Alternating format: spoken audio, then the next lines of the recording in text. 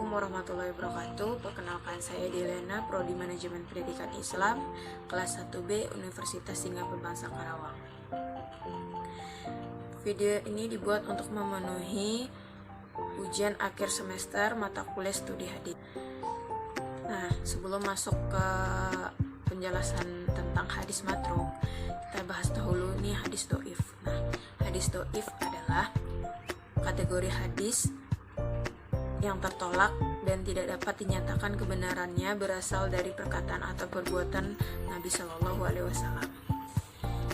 Hadis do'if menurut Imam Al-Baiquni. Nah, setiap hadis yang tingkatannya berada di bawah hadis hasan atau tidak memenuhi syarat sebagai hadis sahih atau hadis hasan, maka hadis ini disebut sebagai hadis do'if.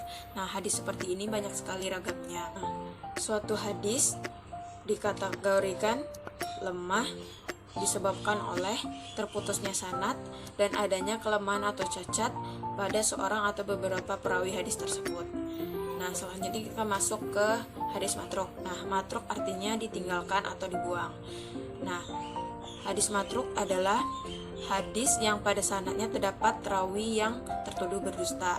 Hadis matruk menurut istilah yaitu seperti dalam kitab Minatul Muwidz bab hadis matruk. Hadis matruk adalah hadis yang para rawinya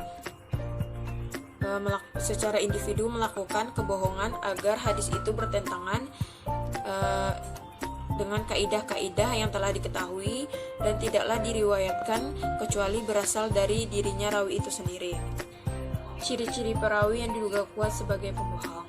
Perawi yang diduga kuat sebagai pembohong karena ada dua alasan. Yang pertama, bila hadis yang diriwayatkan hanya dari jalur perawi tersebut dan matan hadisnya bertentangan dengan kaidah-kaidah umum yang telah disimpulkan oleh para ulama berdasarkan teks-teks syariat.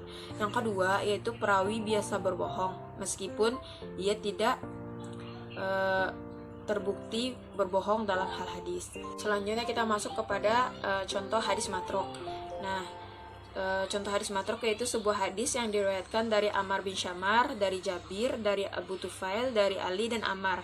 Keduanya berkata, Rasulullah SAW biasa melakukan kunut setelah sholat subuh dan juga biasa memperbanyak takbir pada hari Arafah setelah sholat zuhur hingga asar pada hari terakhir hari tasyrik. Nah, dalam sanad hadis ini ada seorang perawi yang diduga kuat sebagai pembohong, yaitu Ammar bin Syamar. Itu merupakan keterangan dari Imam An-Nasai dan Imam Daruqutni. Kedudukan hadis matruk yaitu sebagai hadis yang paling do'if setelah hadis maudu.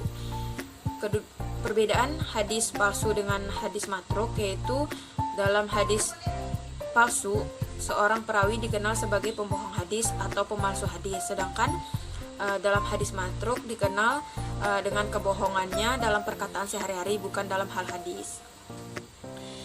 Poin terakhir yaitu tokoh-tokoh perawi hadis yang dianggap sebagai perawi hadis matruk. Yang pertama yaitu Umar bin Syamir dari Jabir al-Jufi, dari Haris, dari Ali. Yang kedua Jarud bin Yazid al-Naisaburi. Yang ketiga Abdurrahman bin Zaid. Yang keempat Maisarah. Yang kelima Umar ibnu Uthman. Yang keenam Abdul As-Salam. Dan banyak lagi perawi hadis yang dianggap sebagai perawi hadis matruk. Nah, hadis matruk ini tidak dapat dijadikan sebagai hujah karena sangat do'if dan juga tidak dapat digunakan atau dibuktikan. Nah, hadis matruk ini menempati posisi kedua dalam hadis do'if yaitu setelah hadis maudu. Nah, sekian penjelasan dari saya.